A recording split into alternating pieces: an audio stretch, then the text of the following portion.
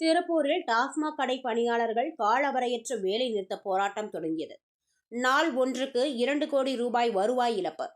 திருப்பூர் மாவட்டத்தில் டாஸ்மாக் ஊழியர்கள் பல்வேறு கோரிக்கைகளை வலியுறுத்தி கடந்த வாரம் டாஸ்மாக் மண்டல மேலாளரை சந்தித்து தங்களுக்கு கோரிக்கைகள் அடங்கிய மனுவை அளித்தனர்.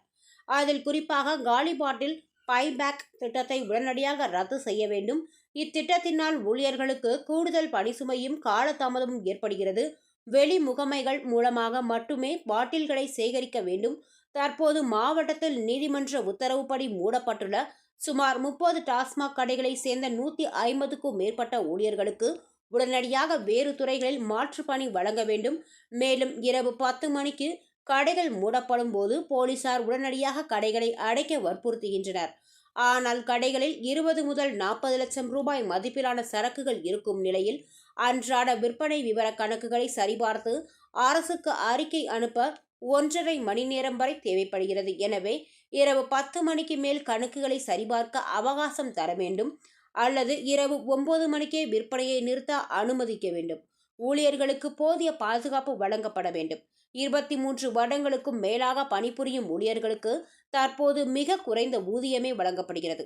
தகுதி வாய்ந்த உயர்கல்வி கற்ற ஊழியர்கள் இருக்கும் நிலையில் அவர்களுக்கு தகுந்த காலமுறை ஊதியமாக குறைந்தபட்சம் 31,000 ரூபாயும் சீனியாரிட்டி அடிப்படையில் 70,000 ரூபாய் வரையும் வழங்க வேண்டும் என்பது உள்ளிட்ட கோரிக்கைகளை அளித்துள்ளனர். இந்த கோரிக்கைகள் குறித்து 25ஆம் தேதிக்குள் முடிவு அறிவிக்க கோரிக்கை விடுத்திருந்தனர். ஆனால் தற்பொழுது வரை எந்தவித அறிவிப்பும் அரசிடமிருந்து வராததை தொடர்ந்து திட்டமிட்டபடி இன்று முதல் காலவரையற்ற வேலைநிறுத்த போராட்டத்தில் ஈடுபட்டுள்ளனர்.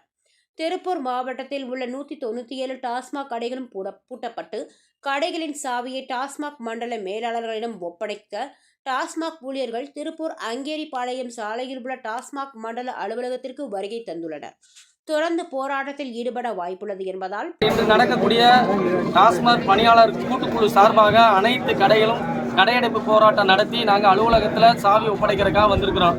என்ன காரணம்னா எங்களுக்கு பணி நிரந்தரம் இல்லை, பணி நிரந்தரம் பண்ண சொல்லி எங்களுக்கு டைம் ஸ்கேலில் எங்களுக்கு பணி நிரந்தரம் பண்ணணுங்கிற ஒரு கோரிக்கை. அதுக்கு அடுத்து பார்த்தீங்கன்னா தற்காலிகத்துக்கு எங்களுக்கு இந்த பைபேக்குங்கிற ஒரு விஷயம் எங்களால் செலவு பண்ணி அதை மெயின்டைன் பண்ண முடியலை. அதுக்கான செலவுகளை எங்களால் பண்ண முடியலை. அவங்களே டெண்டர் எடுத்தவங்க மட்டுமே அவங்களே அவங்க ஆளை போட்டு அவங்க பாட்டில் ரீவொர்க் பண்ணிக்கணுங்கிறதா. இது சார்ந்து மட்டுமில்ல, நாங்கள் 21ஆம் தேதி மனு கொடுத்துருக்குறோம், 25 கொடுத்துருக்குறோம்.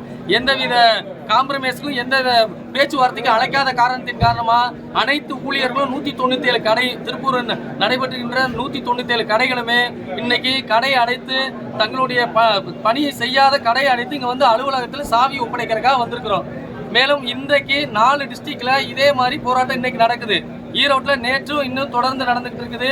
இன்னைக்கு நாமக்கல், கிருஷ்ணகிரி, தருமபுரி, திருப்பூர் இந்த 4மே நடந்துகிட்டு இருக்கு.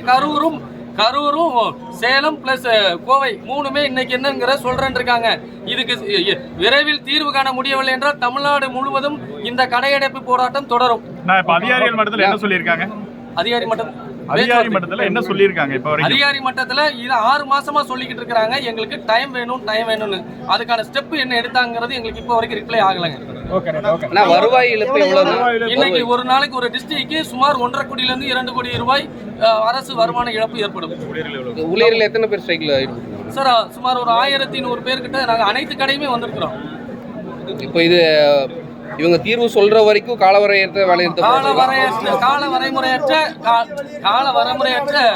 கடையெடுப்பு போராட்டம் நடைபெறும்.